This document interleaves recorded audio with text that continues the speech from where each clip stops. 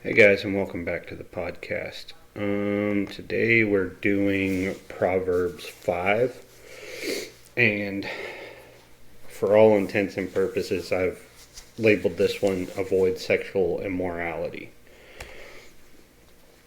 So, a summary beginning here. This one is different from the first three chapters of Proverbs because we see switching interplay between Solomon speaking to his son and then God speaking through Solomon to us. Solomon again in this one personifies wisdom as feminine, but he goes a step further in doing the same for sin or the immoral woman.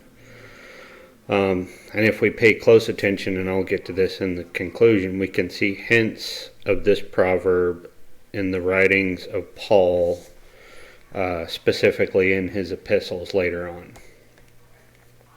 So let's start with the text and go through some of it, and I've got commentary in between here. So this is Solomon speaking directly to his son again. My son, pay attention to my wisdom. Again, pay attention, listen carefully to my wise counsel. Then you will show discernment.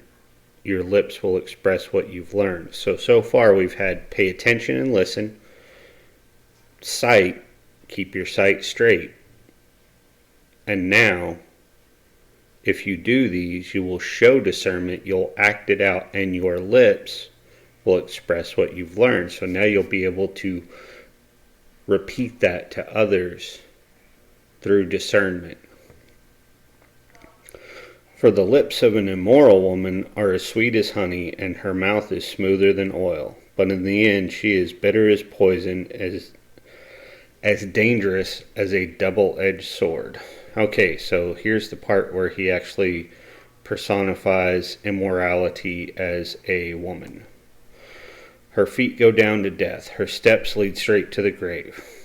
For she cares nothing about the path of life. She staggers down a crooked trail and doesn't realize it. Maybe hearkening back to the spotless ram and the unintentional aspect of that. So now, my sons, listen to me. Never stray from what I am about to say. Now, this is the part where God starts speaking through Solomon to the rest of us. Stay away from her. Don't go near the door of her house. If you do, you will lose your honor, and you will lose to merciless people all you have achieved. Okay. So again, this is where the words of Solomon begin to speak not only to us, but also to the nation of Israel. So you notice the language that gets used here, losing to merciless people. And this is a reminder to Israel. Now, of course, Solomon is not technically a prophet, but he is reminding Israel here, at least in my opinion, that they can easily stray again. They can be overtaken by a rogue nation if they fall into idolatry with what I am going to say is safe to assume the whore of Babylon. So again, we continue with this language. Strangers will consume your wealth, and someone else will enjoy the fruit of your labor. In the end, you will groan in anguish. When disease consumes your body, you will say, how I have hated discipline. If only I had not ignored all the warnings. So again, the language. The strangers will enjoy the fruits of your labor. This is becoming slaves. In our language, slaves to sin, or indentured servitude to debtors, but for the nation of Israel, this is a reminder that all the people could become enslaved again. And a reminder from God and Solomon here too. You will say, how I have hated discipline, if only I had not ignored all the warnings. Well, these warnings have been coming at us through the first 4 chapters of Proverbs. Lots of warnings from Solomon and God through those. And this language continues. Oh, why didn't I listen to my teachers? Why didn't I pay attention to my instructors? I have come to the brink of utter ruin, and now I must face public disgrace. Double burn. You've come to the brink of utter ruin and must face public disgrace. That sounds a lot like a New Testament prodigal son thing there. The prodigal son has come to the brink of utter ruin, and the only thing he can think to do is go back to his father's house and beg him to make him one of his servants. He's got to face public disgrace. It's going to be laid bare before his father that he has went and wasted everything that was given to him. He's wasted it. And now he's got to go back in front of his father and face public disgrace. Drink water from your own well. Share your love only with your wife. Why spill the water of your springs in the streets, having sex with just anyone? You should reserve it for yourselves. Never share it with strangers. And this next part is where Solomon's going to use some hypersexualized language here, which is not uncommon for him. If you read Song of Songs, you'll get some of that.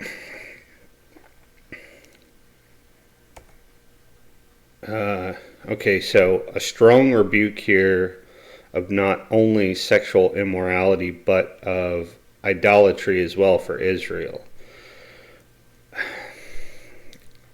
A reminder to be pure, and this one is of importance to the church, is to be the pure bride for the marriage to Christ Jesus.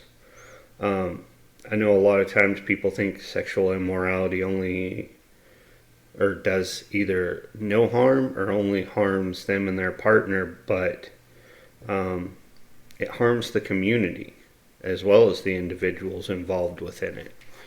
And this is, this is a reminder that the sexual immorality does harm the greater community in ways that maybe at the time you don't understand, but it has a ripple effect later. And now, just a fair warning, there's more sexually explicit biblical content in the next parts. Let your wife be a fountain of blessing for you. Rejoice in the wife of your youth. She is a loving deer, a graceful doe. Let her breast satisfy you always. May you always be captivated by her love. Why be captivated, my son? Again, Solomon back to speaking to his son. By an immoral woman, or fondle the breast of a promiscuous woman. For the Lord sees clearly what a man does, examining every path he takes. Again, the path, the straight path or the crooked path. You going to go with the whore down the crooked path and follow her, or are you going to go down the straight path? An evil man is held captive by his own sins. They are ropes that catch and hold him. He will die for lack of self-control. He will be lost because of his great foolishness. An evil man is held captive by his own sins. This sounds like the Apostle Paul. So let's go to the conclusion and see about that. It's easy to see here that the immoral woman spoken of is the symbol of the whore of Babylon for the Israelites. At least in my opinion, it's easy to see that. And a symbol of perpetual sin for we as believers now. Paul describes this in Romans and in other epistles as well. So it's the idea that you can be a slave to your sin when it becomes the thing that masters you. And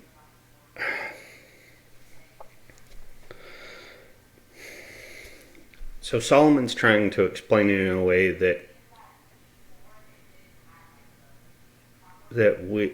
can be lost on us now, because we can say, oh, I can just dip my toes in this water or just take this little baby step, and it's not really that bad. And we continue to say this all along the way until it becomes spiritual ruin. But Solomon's saying, don't even go that route at all. Like, don't go there. Don't even darken that doorway. Walk on the other side of the street if you have to. And you know, Solomon should know something about this because of who his father was. Now, Bathsheba was not a whore by any means. Let's not even pretend that that's the case. But David was most definitely sexually immoral there. And Solomon would know this, and he's saying, I've seen what happens when you become sexually immoral, so don't do that. Right? Solomon should have had a brother, and that brother died because of David's sexual immorality, so that it didn't poison the entire well of Israel. David's son with Bathsheba died because of that. And so Solomon knows this full well, and he says, don't even take a step in that direction, because a step in that direction leads to another, to another, to another. And where you're going to wind up is you're going to wind up in hell, and you don't want that. So keep your pathway straight and don't even stray over in that direction. And that is all I have for this time, guys. Looking forward to Proverbs 6, but I also really liked this one. So thanks for watching, guys.